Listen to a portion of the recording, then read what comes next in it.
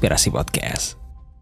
Halo Sobat Aspirasi Podcast. Di episode kali ini nih, aku kedatangan temanku lama, temanku SMP yang dia keren banget karena gak nyangka ya aku jadi host di sini dan temenku jadi narasumber. Langsung aja nih dia, Farhan. Halo Han. Halo Dinda. Makasih banget lo udah ngundang. Siap-siap. Thank you juga loh udah mau datang ya toh. Iya. Campur bahasa Jawa ya, nggak apa wes. Karena ini sebetulnya ya, Farhan ini temanku SMP, terus kita SMA-nya beda ya Han ya. Terus kebetulan juga dia anak UB, anak vokasi. Iya, vokasi. Jadi kita beda gedung ya. Beda gedung, beda tempat mah. Beda tempat ya. Ini UB Dieng. Sekarang ambil jurusan apa Han? Sekarang ambil jurusan desain grafis. Wih, desain grafis. Dan ini juga salah satu alasan kenapa aku ajuin temanku ini yang bertalenta banget dan keren banget ini menjadi narasumber Aspirasi Podcast. Karena dia ini cukup expert di bidang desain grafis. Ceritain dong gimana awalnya deh kenapa milih jurusan ini?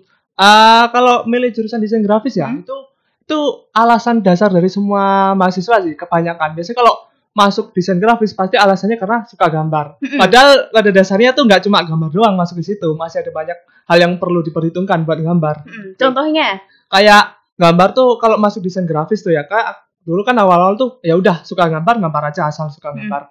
Nah ternyata kalau masuk desain grafis tuh kayak di dalamnya itu kayak tiap goresan tuh kayak diperhitungkan gitu loh. Kayak alasan kenapa desainnya seperti ini. Jadi kayak bagaimana belajar menciptakan desain yang bisa dipertanggungjawabkan gitu aja sih. Oh iya. Tapi berarti setiap goresan ada maknanya dong? Bukan literally makna sih, tapi kayak ada ini alasan kenapa sih desainnya seperti ini gitu kan. Karena kalau pada dasarnya desain itu kan desain sama seni itu ada sedikit perbedaan lah. Kalau desain itu ada tujuannya untuk menyelesaikan sebuah masalah. Jadi kalau dari segi bentuk dan warnanya itu sekiranya tidak mampu menyelesaikan masalah, maka agak kurang atau bahkan bisa dibilang gagal sebagai sebuah desain. Oh gitu. Tapi kalau dari segi dukungan nih, atau mungkin kamu ya udah pilihan menjadi masuk jurusan ini tuh kamu sendiri atau mungkin ada dukungan dari keluarga, teman-teman yang kayaknya kamu cocok di sini gitu? Kalau itu sebenarnya sudah dari minat sendiri ya. Kalau dari awal pun dari awal SMA tuh aku udah seneng di desain dan kelas 1 SMA tuh udah mulai pertama kali jual desain. Desain di situ. Nah, di situ karena udah dasarnya udah seneng gambar, terus kemudian udah ada basic buat jualan desain. Di situ pun orang tua juga ya udah ada bukti di situ, ya udah lanjutin aja. Kamu udah tahu kamu tertarik di situ, ya udah kamu masuk aja di situ. Yang penting kamu tanggung jawab aja gitu sih. Tapi selama kita berteman nih SMP gitu ya. Tapi kamu suka gambar gak sih? Kayaknya aku nggak terlalu lihat kamu gitu. Kalau SMP ya, SMP tuh sebenarnya suka gambar, tapi belum jadi target utama. Kalau dulu tuh SMP tuh lebih ke kerajinan. Kerajinan kayak ini dulu SMP tuh suka banget sama origami. Origami sama ini dulu tuh bikin robot. Jadi tuh kamu inget gak sih dulu aku pernah bikin robot? Terus itu kan dulu tuh makanya suka ngulik sesuatu lah. Ngulik sesuatu di rumah. Kan ada tuh dinamo dari motor remote. Tak ambil, tak bongkar, habis itu tak bentuk ulang. Yang tadinya tuh motor remote tuh kan pakai roda jalannya, tak ubah jadi jalan pakai kaki. Itu kan dulu tuh kalau nggak salah tuh mata pelajaran prakarya kan. Suruh bikin kerajinan tuh, beda sendiri tuh bikin robot. Tapi kamu emang udah ada jiwa seni sih. Tapi keluarga ada jiwa seni nggak? Yang kayak menjurus ke seni-seni atau emang kamu aja nih dari satu keluarga? Kebetulan banget tuh nggak ada malah. Nggak ada dari orang tua dan saudara tuh nggak ada sebenarnya. Nggak ada. Orang tua di bidang apa nih? Orang tua tuh kalau bapak itu jadi PNS, PNS guru PNS SMP. Nah kalau orang tua, kalau ibu tuh petani sama orang ibu rumah tangga sih. Jadi nggak ada sih. Nggak ada ya? Nggak ada. Tapi berarti ini satu-satunya keluarga yang ambil di bidang seni tapi udah membuktikan. Iya. Uangnya juga dong karena udah dijual. Ya ada lah. Ada. Kira-kira udah berapa nih yang udah dijual? Kamu menghasilkan karya dan udah ada peminatnya gitu? Wah kalau karya sih, kalau desain tuh udah banyak sih. Nggak terhitung lah ya? Nggak terhitung. Ya lebih lah. Ada lah pokoknya. Lumayan lah buat jajan juga. Lumayan, sangat lumayan. Tapi target marketnya tuh kemana? orang mana mungkin? Kalau dulu awal-awal SMA. Awal SMA tuh jualan tuh targetnya ke anak-anak SMA juga. Oh, ada juga yang ada tuh teman kita tuh Fiona. Itu Fiona itu salah satu orderan customer pertamaku. Wah, apa tuh? Dia pesen apa? Dia pesen kado figura. Kalau ini kayak karikatur. Jadi muka orang itu diedit ulang, digambar ulang jadi kayak karikatur, kayak kartun gitu. Itu dibuat, dicetak di figura, habis itu buat hadiah. Oh, gitu. Itu. Nah, kamu kayak gambarnya tuh manual, maksudnya dalam artian pakai pensil atau memang pakai di tab gitu? Nah, pas banget tuh waktu awal SMA itu aku dapat ada tabungan sama bantuan dari orang tua, subsidi dana lah. Iya, oke. Terus? Ada dana buat beli namanya pentablet. Pentablet tuh buat gambar. Jadi kayak tablet kecil nanti colokin ke laptop. Nah, itu buat gambar. Tuh kecil dulu, kecil. Tuh beli, awal belajar terus nyoba kok enak nih, bisa nih. Terus coba jualan. Ternyata ada yang beli gitu. Weh, tapi awalnya nih kamu emang promosiin atau emang teman-temanmu nih tahu potensi kamu di gambar jadi kamu langsung dikasih orderan? Nah, kalau dulu itu aku jualannya itu tak upload di Instagram. Di Instagram habis itu aku follow biasa lah teman-teman tuh tak follow. Habis itu aku kayak ngobrol aku jualan di sini mau nggak gitu. Kalau enggak aku share aja ke grup Facebook, grup WhatsApp. Itu aku coba di situ. Itu bisa ternyata. Oh iya, berarti promosinya emang dari hal yang kecil terus habis itu emang sekarang dan jalan gitu ya usahanya. Iya, jalan lah. Nama Instagramnya apa tuh? Mungkin Sobat Aspirasi Podcast nih yang nonton sekarang mau order gitu boleh. Oh ya, untuk untuk kalau mau lihat-lihat karya-karya saya yang lain tuh bisa cek di Instagram namanya Barakuda Vector. Ya, Barakuda Vector. Sekarang nanya artinya Barakuda Vector. Kan aku juga di-follow nih sama Barakuda Vector ya. Terus tuh kayak ini siapa sih Barakuda Vector? Terus aku lihat-lihat, oh alah Farhan gitu. Terus dia ternyata ini loh jago banget. Aku speechless dan cukup bangga menjadi teman gitu ya, Sobat Aspirasi. Nah, kenapa nih alasan namanya kok Barakuda Vector? Nah, kalau dulu tuh dulu ini sebenarnya akun lama, aku lama dari sejak aku SMA dulu waktu awal-awal bikin desain. Nah, dulunya tuh sebenarnya kayak ngasal beneran ngasal. Apa ya yang aneh tuh, yang unik gitu loh. Unik Barakuda Vector. Lalu Barakuda kan aku ingatnya tuh Barakuda tuh sebenarnya nama ikan. Nama ikan. Habis itu tak pecah lagi bara dan kuda. Oh, berarti bara tuh api sama kuda. Ya udah logonya tuh kuda yang ada unsur apinya. Nah, di situ. Jadi kan kalau biasa tuh orang mikirin nama atau mikirin logo itu maknanya dulu baru namanya kan. Nah, ini kebalik. Aku biasa yang dulu itu kebetulan banget tuh nama Barakuda. Ya udah terlanjur ada nama Barakuda. Sekalian dia tak cari maknanya apa. Ya udah. Oh, Barakuda. Berarti kalau kuda tuh kayak hewan yang bermanfaat kan. Bermanfaat. Nah, kalau bara tuh aku nangkepnya tuh sebagai sebuah semangat. Nah, ya udah itu aja tak gabungin jadi satu. Barakuda Vector. Dan sekarang banyak banget nih desain-desain yang udah diposting ya di Instagram Barakuda Vector tadi ya. Iya, ada. Dan dari postingan itu juga desainnya udah terjual dong? Jadi gini, nggak semua orderan tuh tak upload ke Instagram. Oh, kenapa tuh? Nah, ini kalau ini kan seni dan desain kan ya. Nah, sebenarnya awalnya itu kalau dari bidang minatku sendiri, aku sebenarnya lebih condong ke seni, tapi juga bisa main di desain. Maksudnya kalau desain tadi kan lebih condong ke tujuannya apa nih? Harus ada tujuan permasalahan yang akan diselesaikan dari desain tersebut. Nah, kalau seni kayak murni dari ekspresi dari orang seniman itu sendiri. Oh, beda ya berarti ya? Oke. Jadi, misal nih, aku lagi pengen gambar apa? Nggak perlu mikirin tuh tujuannya apa. Ya udah aku pengen ngeluapin semua emosi yang ada di situ. Ya udah tak gambar di situ, tak masukin. Nah, karya-karyaku itu yang di Barakuda itu rata-rata hasil itu aja sendiri. Itu sendiri. Luapan emosi. Ekspresi seorang seniman gitulah. Seniman ya, bisa dibilang seniman ya sekarang ya, Wi. Gaya banget nih seniman. Nah, kalau ngomongin soal seni kan mengekspresikan tadi luapan isi hati lah bisa dibilang gitu. Biasanya nih kamu misalkan cari ide inspirasi buat gambar tuh lagi ngapain, atau kayak ya udah lagi nyantai-nyantai aja, atau lagi di kafe, atau mungkin lagi galau baru bisa gambar, gimana? Ini campur-campur sih sebenarnya ya. banyak mengambil dari lingkungan sih sebenarnya. Kayak lingkungan bisa masuk atau referensi dari internet juga masuk. Misal kayak kita terinfluence dari seorang seniman lain. Nah, itu juga bisa masuk jadi inspirasi kita sebenarnya. Kayak di internet tuh udah banyak banget sebenarnya. Cari di Instagram, di YouTube atau paling umum tuh di Pinterest. Tuh orang-orang tuh ambil referensi di Pinterest. Ya kalau referensi kita banyak-banyak lihat aja sih. Nanti otomatis kayak keulang-ulang, lama-lama itu udah kesimpan di otak kayak oh ini gambar bentuk kepala tuh ini. Badan tuh gini ya, gitu-gitu sih sebenarnya. Oh iya. Terus kalau misalkan ngomongin soal kamu menjual hasil karya kamu, platform apa yang kamu pakai?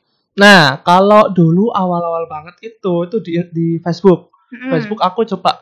Nah, dulu tuh aku belajar desain tuh juga dari Facebook. Dari Facebook. Jadi kayak komunitas gitu, masuk Facebook, cobalah share-share di situ, nge-share kayak ini kurangnya apa, terus kayak misal aku bingung nih cara bikin atau cara menggunakan tool-tool yang ada di komputer nih gimana, tak screenshot tak kirim ke situ, kayak tak kirim ke forum, kayak tanya ini gimana caranya gini.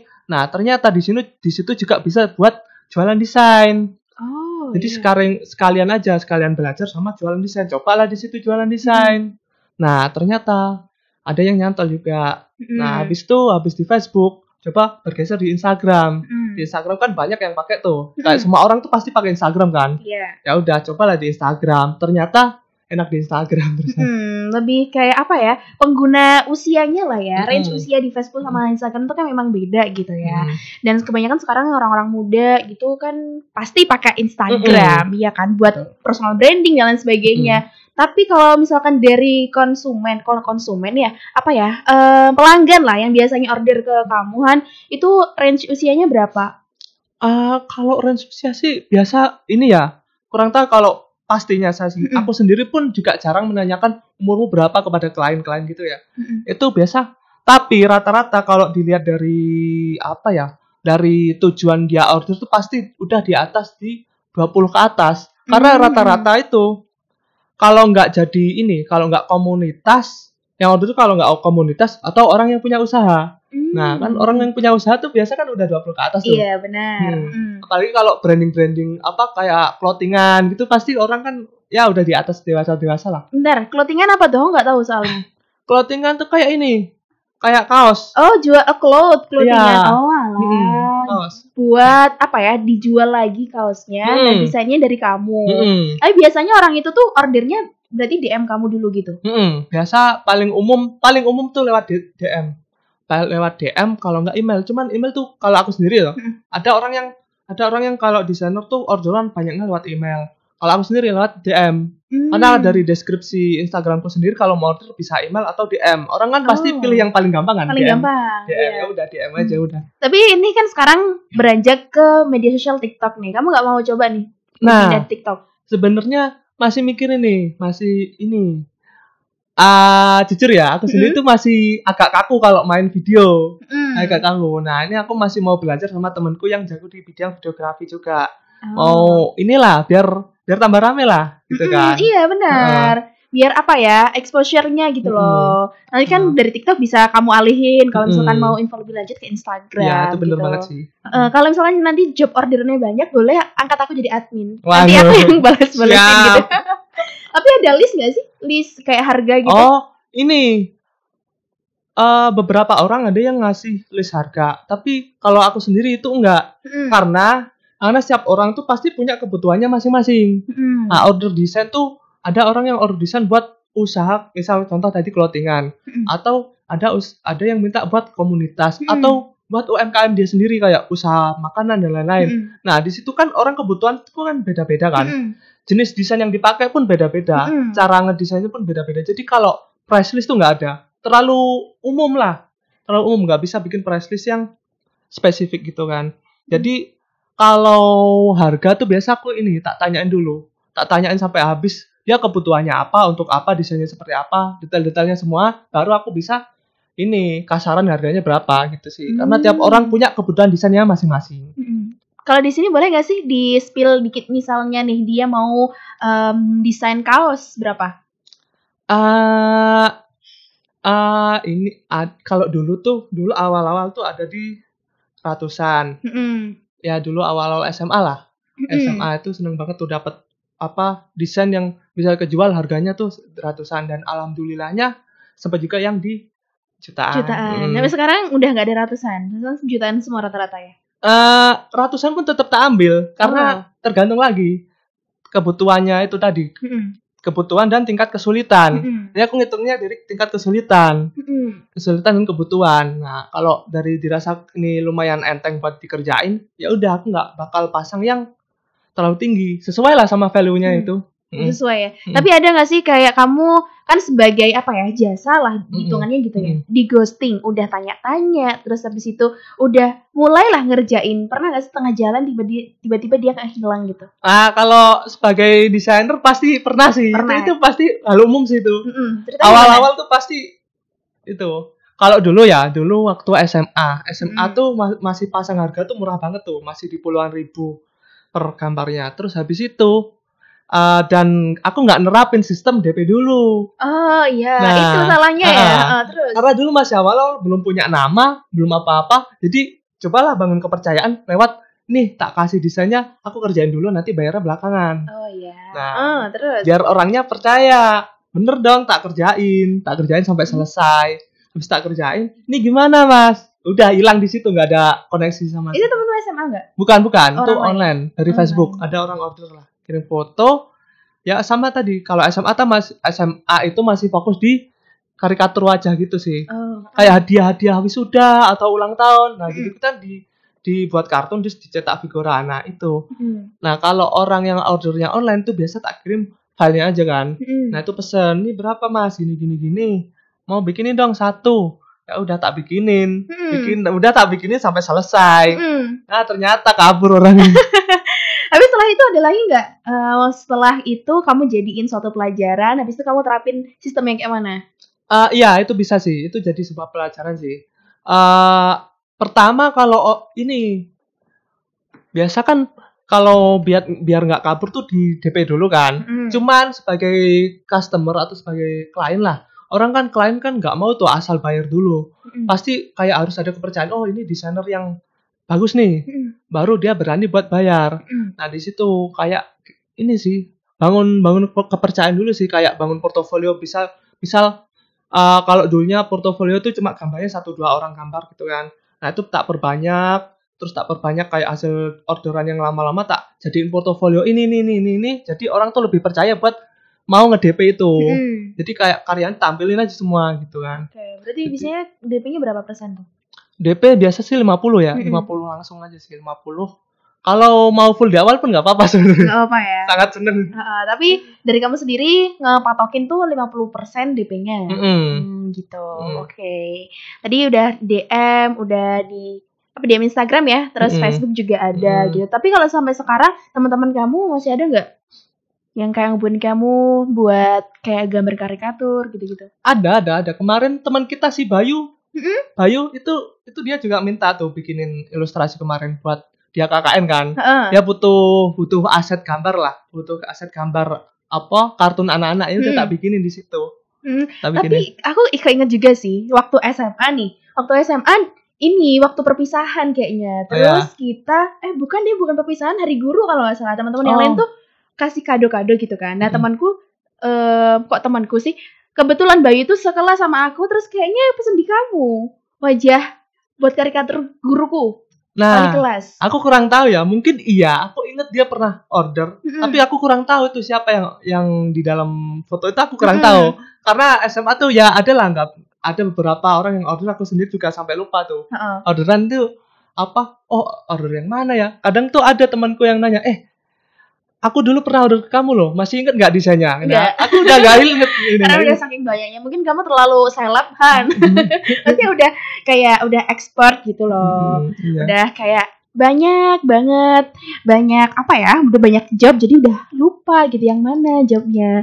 Tapi kalau aku dengar juga, kamu ini marketnya nggak cuma orang-orang Indo ya? Ya, alhamdulillah tuh. Awal lulus SMA itu dapat pertama kali klien luar, alhamdulillah. Alhamdulillah. Jadi dari mana tuh? Dari negara mana? Dulu awal pertama tuh justru langsung yang jauh ya. Tapi waktu itu order untuk keperluan ini dipasang ditempel ke tembok. Jadi dia tuh mau order desain gambar tengkorak, ada gambar barbelnya di dalamnya. Jadi kayak tengkorak gigit barbel. Nah, ternyata itu orang luar punya gym. Nah, gitu. Punya gym mau pesan desain buat ditempel di tembok gymnya itu. Oh alah gitu. Jadi dia udah punya ide dulu. Tapi ada nggak sih klien yang kayak aku mau jualan mochi misalnya, tapi aku nggak tahu aku mau digimanain. Kamu yang kasih ide gitu. Nah itu sebenarnya tricky kalau di situ. Tricky karena si klien sendiri tuh lagi bingung dengan keinginannya sendiri. Dia butuhnya apa gitu kan. Nah kalau aku sendiri misal si kliennya bingung, tuh aku yang nawarin. Aku nawarin, tak tanya dulu dia kebutuhannya buat apa, terus targetnya gimana. Nanti tak tawarin, oh kalau menurut saya gini mbak, misal nih mbak kan tadi mochi kan? Iya misal. Gini mbak, kalau mochi berarti ini aja, nanti tak gambarin apa makanannya, atau tak bikinin maskot di dalamnya yang bisa mempresentasikan usahanya mbak itu sendiri. Nah itu kayak aku yang nawarin desainnya seperti apa, tapi nggak langsung sketsa karena masih umum kan. Mbaknya sendiri tuh masih bingung, ya udah tak kasih referensi nanti yang cocok gimana baru ntar bisa eksekusi. Oh gitu, berarti nggak yang kamu kasih dulu sketsanya gitu ya, berarti cuma gambaran umum dan kamu kasih referensi gitu. Baru nanti kalau udah cocok ya pelan-pelan lah pasti tak bikinin sketsa, tapi nggak langsung sketsa. Tanya dulu kebutuhannya apa gitu kan. Nah melihat sekarang nih banyak banget persaingan lah, nggak cuma kan 1-2 ya kompetitor. Nah apa yang ngebuat kamu masih ada di titik ini, maksudnya dengan persaingan yang banyak, apa yang kamu lakukan biar kamu nih tetap menjadi pilihan bagi klien-klien kamu? Kalau pilihan sih bener sih, emang lagi banyak sih saingannya, bener. Dan kalau desain tuh sebenarnya buat klien mau order tuh order tuh nggak mandang tuh kamu tuh lulusan mana, tapi klien tuh lihatnya dari portofoliomu seperti apa gitu. Jadi kalau kamu setinggi apapun pendidikanmu, tapi kalau portofoliomu nggak kamu tunjukin, itu tetap aja bakal kalah sama orang yang nggak berpendidikan tapi main desainnya portofolionya bagus. Nah di situ. Itu quotes ya. Mungkin emang sekarang penting banget buat bangun personal branding di Instagram, di TikTok, mungkin di platform apapun lah itu. Karena bener tuh tadi kata Farhan ya, kalau misalkan kita tuh punya punya value ya kita tunjukin, bukan sekedar semata-mata. Mungkin kata orang dulu tuh aku berpikiran, ini gak sih kalau nunjukin ke sosial media di posting tuh sombong ya gak sih? Kamu dulu pernah mikir gitu gak? Kayak sombong banget ini gitu. Oh enggak sih, kalau karya sih ya udah tak tunjukin. Justru dulu tuh pernah sempet insecure. Karena kenapa? Karena pas tak lihat ya kan, kalau dunia sosial media kan tuh kan luas kan. Apalagi aku masuk forum-forum. Ternyata tuh dari orang-orang yang umurnya di bawahku itu ada yang lebih pro lagi di atasku dari segi portofolio dan klien-klien di handle. Justru aku dulu tuh awal-awal ini kayak insecure, aduh ini kalah nih, gimana nih gitu kan. Terus pikir-pikir lagi, ya udah jalannya aja. Maksudku kalau dia bisa kenapa aku enggak gitu aja sih. Keren banget ya temanku ya, aduh semakin bangga deh. Jadi enggak sia-sia dia jadi narasumber dari Aspirasi Podcast, karena Aspirasi Podcast selalu menghadirkan narasumber yang keren. Salah satunya Farhan, desain grafis. Tapi nih dari postingan kamu, aku lihat kamu jadi narasumber. Narasumber apa tuh? Oh kemarin ya. Ini juga sih karena aku masuk ke kampus ya. Nah bedanya di SMP sama SMA, di SMA sama kuliah. Nah di SMA itu dulu kan aku cuma ngedesain, apalagi kan jurusan IPA ya, bukan SMK kan. Iya betul. IPA, kayak full otodidak, terus gambar. Kayak orang-orang tuh kurang mengapresiasi. Kayak oh ya udah gambar gitu aja kan. Nah ketika masuk jurusan desain, nah dinotis gambarmu kok bagus gitu kan. Bahkan dosen pun kayak ini anak jago ngedesain, jago ilustrasi ngegambar. Nah disitulah muncul tuh kayak PD-nya muncul, karena dulu tuh kayak ngedesain ya udah aku seneng desain, ya udah tak simpan sendiri. Nah karena di lingkungan desain tuh mulai ada lebih mengapresiasi lah, jadi aku lebih terbuka di situ. Nah lebih terbuka, ujung-ujungnya sampai dipercayain coba jadi pembicara gitu kan. Oh oke lah coba gitu. Tadi dulu pasti nggak mau sih, karena Dulu karena kurang ada apresiasi, jadi kepedeannya pun juga nggak ada. Nah sekarang udah mulai dihargai. Lebih sesama anak-anak desain pasti lebih tahu lah, lebih nyambung obrolannya kan. Ya udah lebih pede aja buat ngobrolin soal desain. Dan pertama kali dijadiin sebagai pembicara tuh waktu di acara pameran di anak desain UB sendiri. Dan di situ penontonnya pun juga kenalanku semua. Jadi aku ngobrol pun ya udah kayak ngobrol biasa. Bukan ke orang lain. Kalau langsung ke orang lain pasti juga masih kaku kan, bingung. Ngobrol apa? Takut salah ngomong kan. Karena awal-awal tuh dilatihnya ke anak-anak desain yang sama-sama temanku sendiri. Jadi kalaupun aku salah ngomong pun ya udah ngobrol-ngobrol aja kan. Nah, awalnya di situ, barulah di situ ternyata ngobrol tuh nggak semenakutkan itu gitu loh. Ya udah jalan ngobrol ngeflow aja gitu kan. Barulah di situ tiba-tiba dapat lagi. Yang kedua di mana? Yang kedua tuh di MCC. Malang Creative Center. Di situ tuh acara derivat. Derivat tuh kayak ini pecahan acaranya dari anak UB juga. Anak UB dari 0 derajat. 0 derajat film itu punya acara lagi namanya derivat. Nah, di situ diundang lah jadi pembicara di situ. Nah, itu pertama kali ngobrol di depan orang umum. Orang yang aku nggak kenal. Nah, di situ awal-awal tuh kayak aduh, deg-degan. Apalagi pembicara cuma aku doang kan, di situ cuma satu kali acara kan. Wah, bingung nih. Takut nanti, apalagi nanti kalau ketemu sama, misal nih, aku takutnya awal-awal tuh takut kalau ternyata ada yang lebih pro di atasku. Terus dia tanya dengan pertanyaan lebih berat. Takut aku bingung salah jawab nanti gitu kan. Ternyata nggak ada, kayak ya udah ngeflow aja ngobrolnya. Ngeflow, bener-bener ngeflow, santai. Oh, ternyata nggak menakutkan itu, ya udah. Alhamdulillah lah di situ. Tapi mungkin rasa nggak menakutkan itu karena Farhan ini udah punya ilmu yang emang siap buat jadi pembicara gitu. Dan dibanding teman-temannya, Farhan ya nggak bisa dibilang remeh gitu lah. Nyatanya teman-temannya dibanding teman-teman yang lain, Farhan yang diangkat menjadi pembicara. Kan keren banget ya kan? Perasaannya gimana? Seneng nggak? Apalagi nih diundang nih sama aku, sama UB Radio. Seneng banget sih, ini pengalaman baru sih, kayak ada masuk studio rekaman gitu kan. Anjay. Keren. Tapi karena dulu tuh aku kenal Farhan nih kayak pendiam. Pendiam gak sih kamu? Ya, pendiam bener. Pendiam ya, karena memang lingkungan juga mempengaruhi gak sih gitu. Oke deh, thank you banget ya atas sharing session pengalaman dan juga senang banget kita jadi temu kangen lah intinya ya. Karena selama di Malang ini cuma sekali dan berdua kali ini ya kita ketemu ya. Kali ini. Dan gak nyangka kalau sekarang nih dia jadi narasumber di UB Radio lagi. Keren banget. Oke deh, thank you ya. Sukses selalu buat karir kedepannya, semoga cepat lulus juga. Amin. Terus habis itu banyak orderan. Amin. Nanti bisa jadiin aku admin kalau banjir orderan. Siap.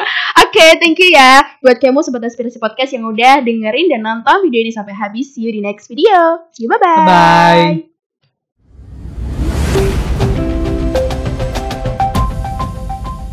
Aspirasi Podcast.